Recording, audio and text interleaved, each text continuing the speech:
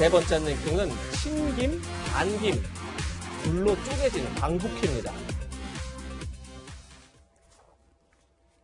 어제 오전 서울 여의도 광복회관에서 몸싸움이 벌어졌습니다. 독립유공자와 후손으로 구성된 광복회 관계자와 회원들 간의 충돌이 빚어진 건데요. 일각에선 1945년 해방 전국을 보는 듯하다, 이런 비판까지 나옵니다. 어제 영상 먼저 보고 이야기 이어가겠습니다. 막고 있는데 들어갑시다. 이건 말이 아니에요. 야! 나 광복회원이야! 광복회원도 막어! 기자들 들어와! 갑시다! 자, 보시죠. 이 안에 대단한 쇼가 벌어집니다. 들어오세요. 취재들 하세요. 들어와서. 기자들 나가라고!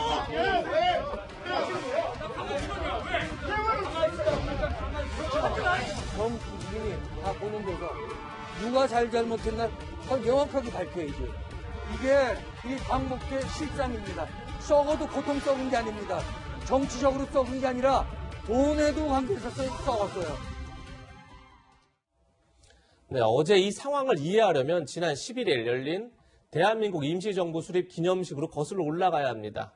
화면을 보시면 지금 조금 전에 얘기를 나눴던 김임용 광복회 회원이 김원웅 광복회장의 멱살을 잡는 그런 사진입니다. 광복회 이 문제로 상벌위원회를 열기로 한 건데 임시정부 수립 기념식에서 김원웅 광복회장 멱살을 잡은 김임용 씨에 대한 징계 논의를 예정했는데 어제 관계자와 회원들 간의 충돌로 이 상벌위원회는 열리지 못했습니다. 바로 지난 11일 임시정부 수립 기념식에서 김원웅 회장은 이런 얘기를 했습니다. 적폐청산의 핵심은 친일청산이다. 친일 반민족 기득권 세력은 노무현 정부를 거짓과 왜곡으로 잔혹하게 흠집을 내고 이명박 박근혜 정권을 만들었다. 이런 정치적 편향성 발언에 대해서 김임용 당시 광복회원이 어떻게 발끈한 그런 내용인데 이현정 의원님. 네. 일단 이 사태, 이 물리적 충돌까지 빚어졌는데 어떻게 보셨습니까? 지금 광복회가 우리가 이제 독립유공자들과 그다음에 유족들로 이루어진 단체잖아요. 예. 근데 이제 이 광복회가 이렇게 정치적인 어떤 논란에 있은 저는 뭐 거의 처음 보는 일입니다. 특히 이 일이 김원웅 광복회장이 임명되고 난 다음에 광복회가 철저히 정치화되면서 이런 이 파문이 터진 것이죠. 지금 왜냐하면 김원웅 그 회장 같은 경우가 이제 기존의 그 광복회장 같은 경우는 이제 간선제로 하다가 김원웅 회장한테 직선제로 하면서 예전에 이종찬 전 국정원장하고 이제 계결을 하다가 본인이 선출이 됐어요. 네. 이제 그런데 김원웅 그 회장 같은 경우는 이제 현재 국회의원 출신이죠. 예. 이분이 원래 정치를 공화당에서부터 시작을 했습니다. 자, 그러다가 이제 이 민주당 계열의 이제 국회의원을 쭉 하셨다가 이번에 광복회장을 하셨는데 특히 이제 이 광복회를 일단 편가르기, 즉 친일 뭐 후손 뭐 등등 하면서 편가르기를 한 것뿐만 아니라 그동안 광복회가 이 김원웅 회장의 어떤 차에 따라서 이 상장 수여를 사실상 여당 의원들한테 굉장히 남발한 적이 있어요. 예. 아시겠지만 특히 이제 작년에 이 추미애 전 법무장관이라든지 여당 국회의원한테만 집중적으로 상을 수여했던 그런 일이 벌어졌습니다. 추미애 장관 올해 1월입니다. 그렇습니다. 이제 그렇다 보니까 실제로 이제 이 광복회원들 중에서 이 광복회가 너무 편향적이다라는 데 반발이 심하게 일어났었어요. 예. 그래서 이제 지난번 그 임시정부 수립 기념일에 바로 이제 보셨던 김용 씨가 김원웅 회장한테 가서 이제 몸싸움이 벌어졌던 거거든요. 예. 그거를 지금 이제 징계를 하겠다고 징계위원회가 소집됐는데 바로 이 징계위원회를 이제 열지 못하도록 하기 위해서 들어가면서 이 사태가 터져버리는 것인데 사실 정말 이 광복회가 어떤 면에서 보면 정말 철저하게 정치 중립적이고 정말 독립유공자들을 위한 단체야 되는데 지금 상황은 굉장히 정치화되고 있는 게 아닌가 우려가 깊습니다. 네, 우려를 표해 주셨는데 이번 논란으로 과거 김원웅 회장의 발언들도 다시 주목받고 있습니다. 직접 들어보시겠습니다.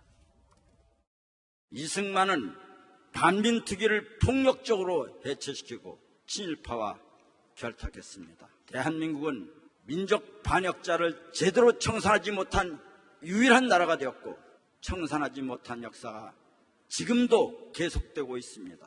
서울 현충원에서 가장 명당이라고 하는 곳에 일제의 빌부터 독립군 토벌에 앞장섰던 자가 묻혀 있습니다. 친일 미청산은 한국 사회의 기저질환입니다. 네, 의원님 앞서 함께 보신 영상이 이제 지난해 광복절 경축식에서 한 기념사 발언인데 일단 어떻게 들으셨어요? 사실은 이제 저런 발언을 하려면 강복회장의 자리를 내놓고 난 다음에 하셔야 된다. 저는 그렇게 생각이 들고요. 그러니까 법적으로도 보더라도 강복회라고 하는 것이 실제적으로 보면 그러니까 남북이 분단된 상태에서 상당히 많은 여러 가지 이데올로기적인 갈등들이 여전히 이렇게 잔존하고 있는 상황이고요. 이제 그렇다면 누구보다도 여러 가지 다양한 이견들을 통합할 수 있는 분이 회장을 맡으셔야 된다고 생각이 들거든요. 그러니까 예. 본인은 그것이 적당하다. 본인의 어떤 역사 인식이고 우리나라는 당연히 친일 청산해야 된다. 이제 그런 것들은 누구나 다 가질 수 있는 생각인데 네. 그런 생각과 회장으로서의 어떤 발언을 좀 구분할 필요가 있었다라는 생각이 들고 그러다 보니까 실제적으로 보면 일단 갈등하고 잠재제에 있던 그런 부분들이 이제 밖으로 표출하기 시작했고 예. 또 하나는 표출이 될 수 있고 멱살을 잡을 수 있지만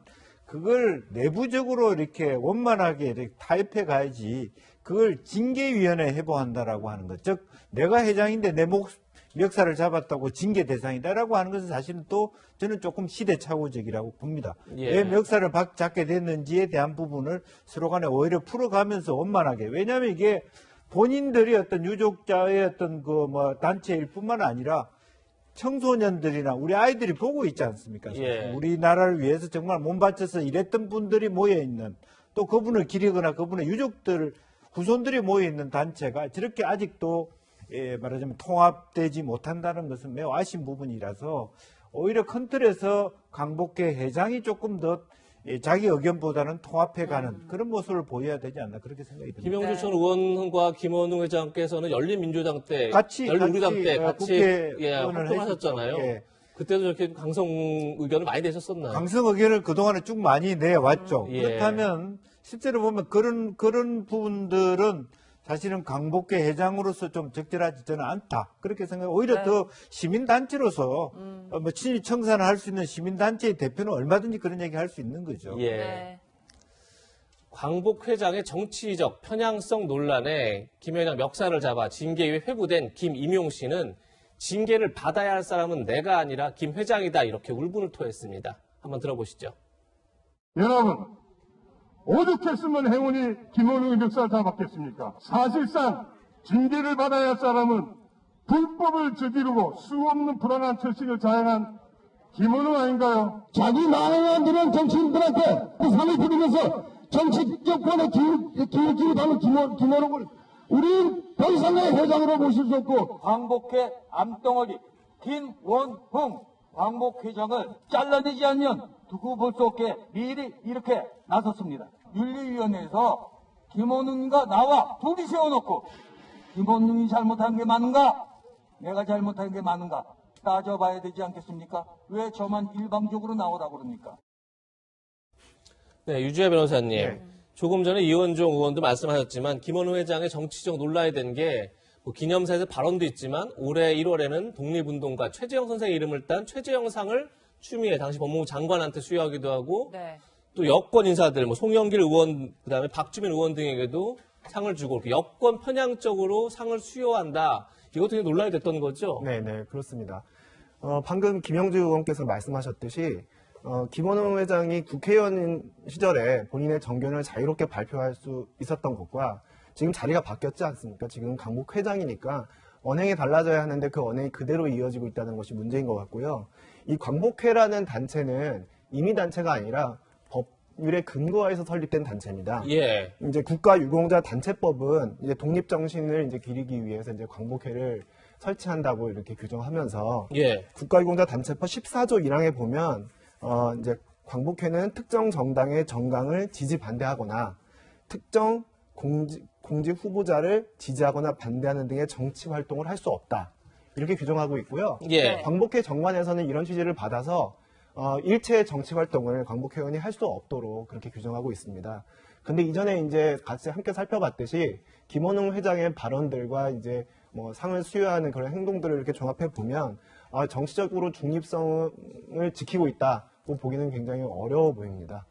네. 이 의원님 뭐 앞서서 대담 중에 얼핏 이야기가 나오긴 했지만 김원웅 회장 정치 입문을 어떻게 했는지 많은 시청자분들이 궁금해하실 것 같기도 해요. 그러니까 김원웅 회장 같은 경우는 이제 원래 아버지가 옛날 조선 어혈단 거기에 이제 참여를 하셔서 독립유공자로 이제 됐습니다. 근데 이분이 이제 정계 입문을 예전에 공화당이라고 있었어요. 박정희 시절에 공화당에 거기에 당 사무처 요원으로 공채로 들어가서 이제 시작을 합니다. 네. 그리고 그 이후에 전두환 정권 때도 민정당 조직국에 있었고 또 거기서도 이제 또 이 대전 지역의 선거에 출마한 적이 있어요. 예. 그러다가 이제 꼬마 민주당으로 되면서 이제 출마를 했고 사실은 이제 한나라당도 이제 출마를 했었고 그 이후에 이제 사실은 이제 지금의 현재 여당격인 이제 민주당 계열 정당으로 옮겨온 분이거든요.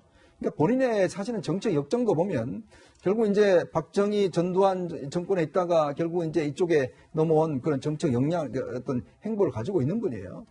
그런데 이제 저렇게 굉장히 강하게 어떤 민족 뭐 친일파 등등 이제 이야기를 하니 정치권에서는 아니 이제 본인은 그렇게 왔다 갔다 한 정치 행보를 보이면서 과연 그렇게 이야기할 자격이 있느냐 이 등등에 대한 이제 비판이 있는 것이고 또 사실 광복회장이 되면요. 광복회는 사실 여야를 넘나서 사실 우리 독립유공자들을 좀 이제 이 옹호하고 또 이분들의 어떤 그 자녀들의 삶이라든지 이런 것들을 좀 보호하고 이런 행동을 해야 되는데 지금 한 달에 한 번 거의 꼴로 지금 뭐 여당 정치인들한테 상장 주고 이런 걸로 지금 거의 행사를 하고 있고 이게 또 굉장히 정책 논쟁이 되고 있고 또 본인의 발언도 보면 사실 광복회가 광복절 행사도 주도하고 합니다. 근데 대통령이 참석한 행사에서 굉장히 일본과 이런 등등에 대한 이런 등등에 대한 강성 발언을 이어갔어요. 예. 근데 그러니 이게 행사 전체가 보면 굉장히 참 이 대통령도 상당히 그런 행사에 할 정도로 굉장히 본인의 발언 자체가 논란을 불러일으키고 있는 상황입니다. 네. 그러니 이 문제에 대해서 사실은 국가보훈처가 이게 관리 감독하는 기관이거든요. 예. 그래서 국가보훈처가 뭔가 행동을 해야 되는데 국가보훈처도 지금 사실 방임하고 있다 보니까 국회에서도 계속 지금 논란이 되고 있는 거죠. 그래서 참 이게 이 눈살 찌푸린 일들이 너무 많기 때문에 저는 그래서 빨리 국가보훈처가 정부의 책임을 갖고 저는 광복회 사태에 개입을 해야 되는 게 아닌가 그런 생각이 듭니다. 네. 예. 윤봉길 의사의 손녀죠. 국민의힘 비례대표 윤주경 의원은 국민 편가르기를 더 이상 용납할 수 없다면서 김원웅 회장의 사퇴를 촉구하기도 했습니다. 정치적 중립 의무를 지키지 않은 광복 회장의 돌출 발언과 편파적 행동에 대해 우리 국민은 참고 또 참았습니다. 그런데 민족을 이간시킨 친일파를 청산한다는 광복회가 오히려 편가르기로 국민 분열을 일으키고 있습니다. 과거와 같은 편가르기와 분열을 미래 세대에게 또다시 물려줄 수는 없습니다. 누구든 정치적 구호로 국민 분열을 일으키는 것은 독립운동 정신에 역해가는 것입니다. 그런데 이 논란을 더 키운 또 다른 인물이 있습니다. 바로 광복회 고문 변호사를 맡고 있는 정철승 변호사인데요. 이런 말을 했습니다. 광복회 후손들을 두고 가난한 가정 환경에서 성장해서 제대로 교육을 못 받아 태극기 집회에 나가기도 한다. 이렇게 얘기를 하고요. 조금 전에 윤주경 의원이 김원웅 광복회장의 사퇴를 촉구하자 윤주경 의원과는 악수하는 것도 말을 섞는 것도 싫다. 이렇게 강도 높게 비판했는데 김영주 의원님, 네.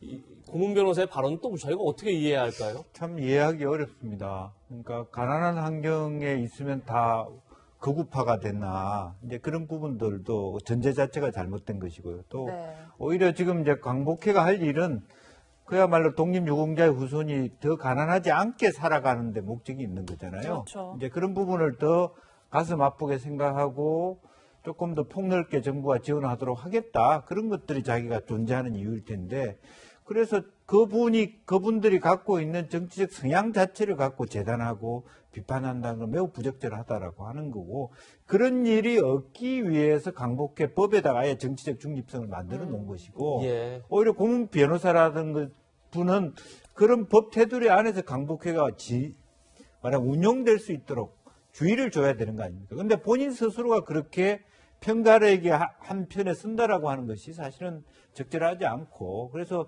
정말 광복회의 고문 변호사로서는 부적절하다 그렇게 생각이 듭니다. 네. 변호사님, 뭐, 종합해보면 이제 광복회 내분이 극에 달할 대로 달한 모습인데, 이현정 의원님 지적하신 대로 이제 관리감독기관인 국가보훈처에 나서서 좀 이렇게 중재가 필요한 상황이 온 것 같아요. 근데 뭐 관련 근거가 없는 건지 왜 잠잠한지 궁금한데.